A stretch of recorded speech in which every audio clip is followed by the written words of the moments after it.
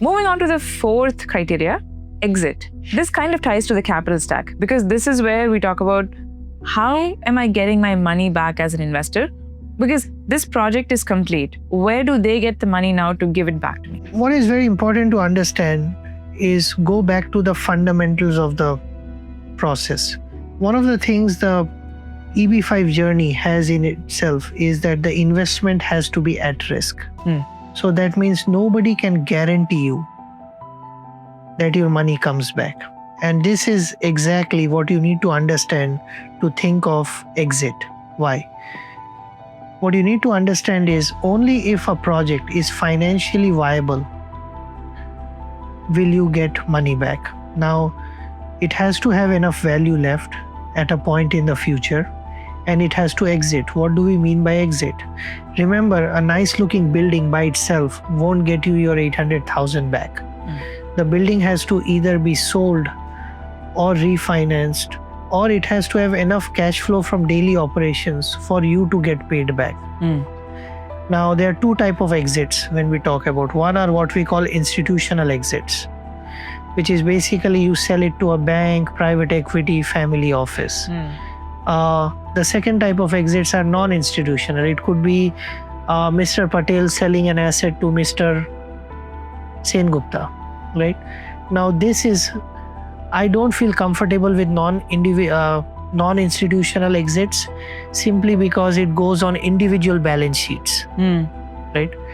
And it's very hard to time those. I would feel a lot more comfortable knowing that my project has an institutional exit sometime in the future. Okay. So implicitly you're saying investors should probably look for projects with institutional exits. Exactly. And why so? I would feel a lot more confident knowing a bank buying a project is much more, the probability of a bank buying or refinancing a project is much more than an individual doing the same. Will the regional center tell me how they plan to exit when I give the money? Remember, regional centers are managing this investment for you.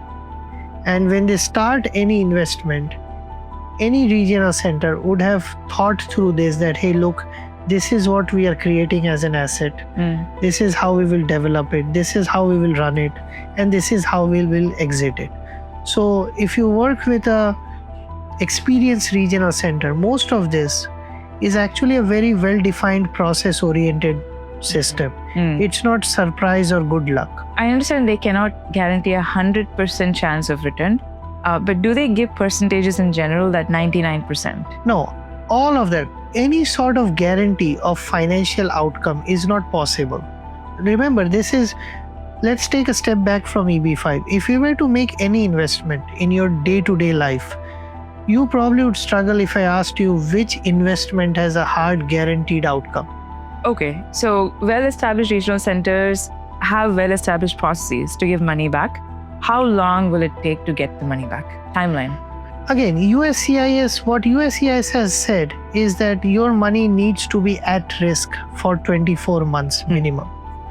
Now, if you think of it, if you go through the process, you will also realize, look, any asset to develop it, stabilize it, and to sell it cannot be done in 24 months.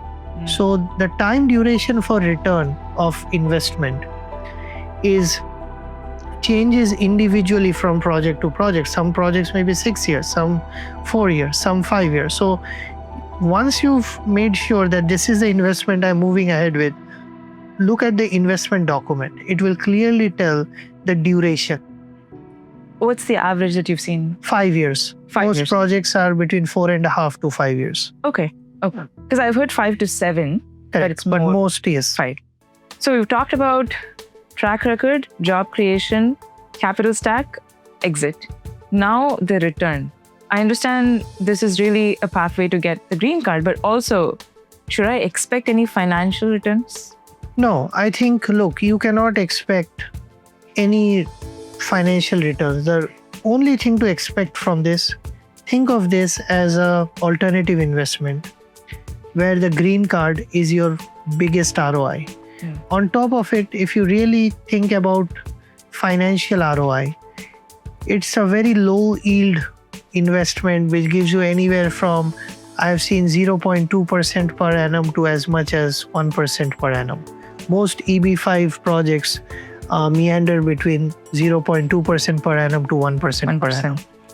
Does it matter how much of the developer's money is in the project? Because if they put more of their money, then I will feel safe that, okay, they plan to make this a success. Correct, yes. You're absolutely right. It is important to know how much of the developer's skin is in the game. Correct? It's very important to know. However, is there a minimum qualifying number? No, because it changes on economic cycle, the asset class they are building, what they are doing, all of that, the size of the developer, everything, right? So yes, while more is always better, but there's no minimum amount. What you need to understand is, what is more important to understand is, has the developer got experience in building that asset class before? Has he done that before? And ideally, a decade of experience is good. Hopefully, or something similar. Has he done something similar? So, for example, if I was investing in a hotel project, I would like to know my developer has created such assets in the past. I'm not his first hotel project. He may be a great developer, but if he's learning at my expense, I wouldn't want that. Yeah, because it's not just money like we discussed, it's also your future in a country. We've talked a lot about regional centers, but you also mentioned earlier there is a lawyer, USCIS, and advisors. So differentiate regional centers, lawyers, and advisors for me. So these are the various stakeholders that, and these are the various people you will keep hearing in the process.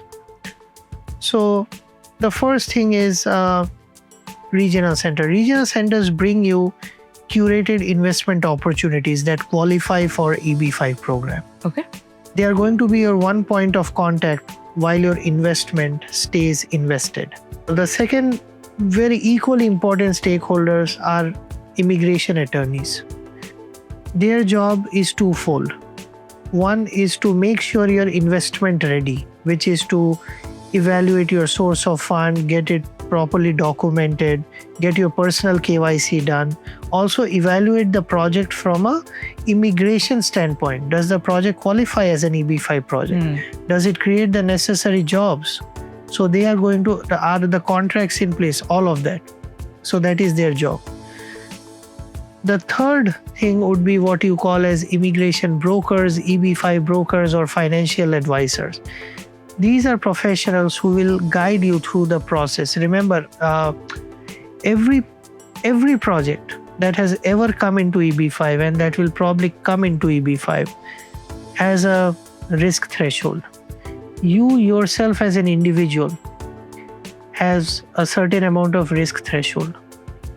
The right project for you is the one whose risk you can digest. And your financial advisor or your immigration broker is supposed to show you these opportunities. I don't think projects by themselves are good or bad.